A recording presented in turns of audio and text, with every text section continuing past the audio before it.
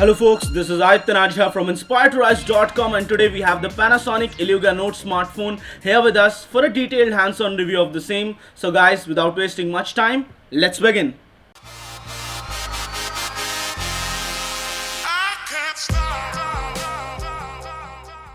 The Panasonic Iluga Note smartphone comes with a 5.5-inch Full HD IPS display. Actually, the display on this one is an ITPS display, which is something claimed by Panasonic guys to be even better than traditional IPS displays.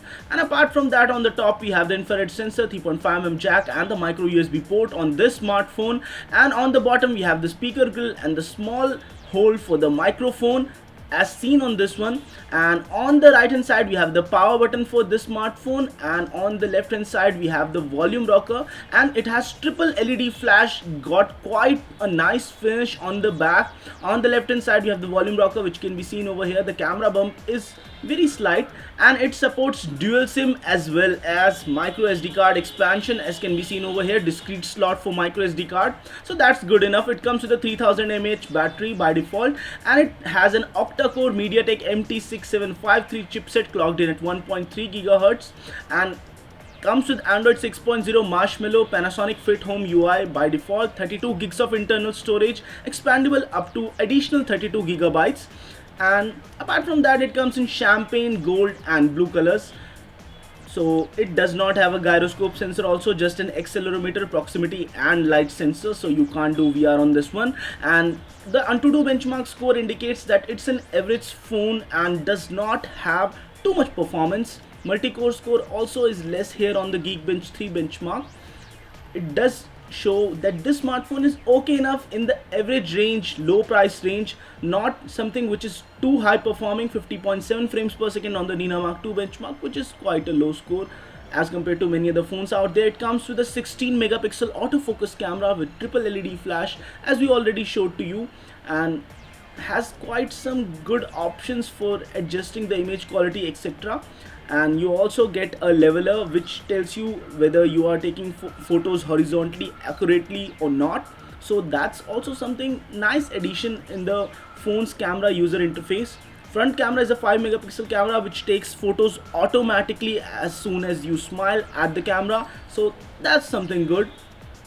Every time you smile it would take a picture. This time I was not smiling even, so it does work nicely. The front camera is decent enough, though not too great considering the price of this smartphone, and it has a lot of competition from other smartphones in this price range. But Panasonic guys state that they are not competing with online players and they are only competing with offline players, so maybe this strategy might work. But there is pixelation and there is noise in these photos taken indoors, and you can see that the faces of people far off are not very clear. There is kind of lot of noise on these photos, so you can't say that the camera is best in class. And it comes with Fit Home UI, which is somewhat different from many other things that we have seen. It's not a one-page UI, it's kind of an app drawer with a circular type of finish, and okay enough. But in case you are not a big fan of the Fit Home UI, you can always remove it by going to the home settings in the settings option, and you can get the default Marshmallow Home UI, which is quite good for people who are familiar with the stock Android UI.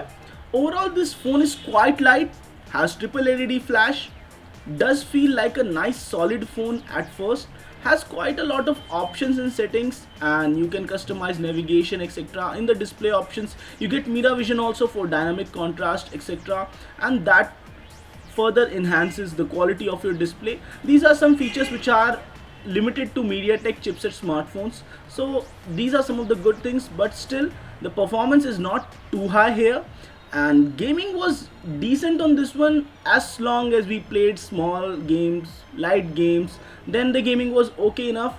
But heavy gaming is something which is not that great on this smartphone, though this smartphone would not heat up as claimed by Panasonic guys. But we will test that later in a detailed review when we get our hands on this smartphone.